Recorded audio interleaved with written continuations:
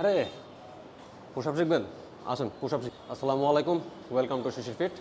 আজকের ভিডিওতে আমরা স্টেপ বাই স্টেপ শিখব কীভাবে আপনি পুশ-আপে প্রোগ্রেস করতে পারেন, আপনি কীভাবে আপনার ফার্স্ট পুশ-আপ অ্যাচিভ করতে পারেন।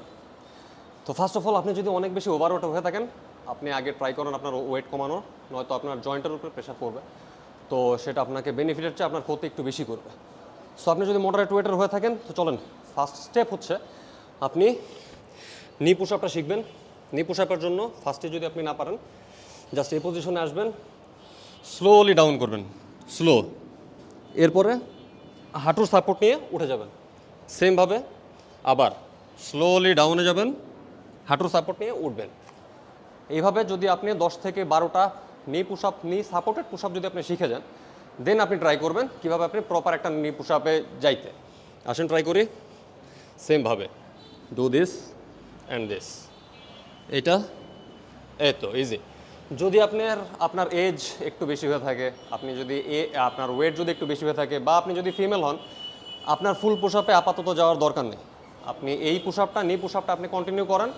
আপনি যদি রেগুলার 15 থেকে 20টা আপনি যদি অ্যাচিভ করতে পারেন, আর এইটা যদি আপনি কন্টিনিউ করেন, ট্রাস্ট মি, আপনি এটাতেই রেজাল্ট পাবেন। আপনার বডি প্রোগ্রেস করবে, আপনি এটাতে অনেক বেটার রেজাল্ট পাবেন। তো আপনি যদি এটা এক্সপার্ট হয়ে যান, এরপরে যদি চান যে আপনি নিজেকে আরেকটা স্টেপ সামনে নিয়ে যাবেন, দেন গো ফর ফুল পুশ-আপ। আসেন কীভাবে ফুল পুশ-আপ দেবেন। এটাও সেম, ফার্স্টে নামবেন, তারপর হাঁটুর সাপোর্ট নিয়ে উপরে আসবেন, নামেন, হাঁটুর সাপোর্ট নেন, উঠে আসেন। এইভাবে একটা স্টেপ আপনি একটা কমপ্লিট করলেন। এটা হয়ে গেলে এরপর হচ্ছে আপনি আপনার ফুল পুশ-আপের জন্য প্র্যাকটিস করবেন। জাস্ট মনে রাখবেন, প্রত্যেকটা পুশ-আপ, প্রত্যেকটা স্টেপ আপনি 15 থেকে 20টা আগে অ্যাচিভ করবেন, দেন আপনি হচ্ছে নেক্সট স্টেপে যাবেন। And remember one extra thing, আপনি যখন পুশ-আপ দিবেন, ডোন্ট গো লাইক দিস। এইভাবে যাবেন না, এইভাবে নামবেন না, আপনার শোল্ডার ইনজুরি হওয়ার চান্স থাকবে। সো ফার্স্টে বডির একদম টাচ একদম ক্লোজ করেন, এটা থেকে একটু বাইরে যে দেন পুশ-আপটা দেন।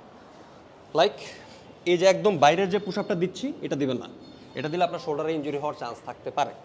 আপনি একদম বডির সাথে লাগাবেন না, তাহলে ওটা পুরোপুরি ট্রাইসেপসে যাবে, আপনার চেস্টে হিট হবে না।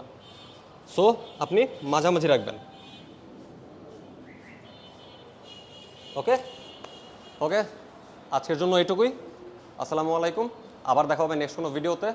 সাথে থাকবেন শিশির ফিটে।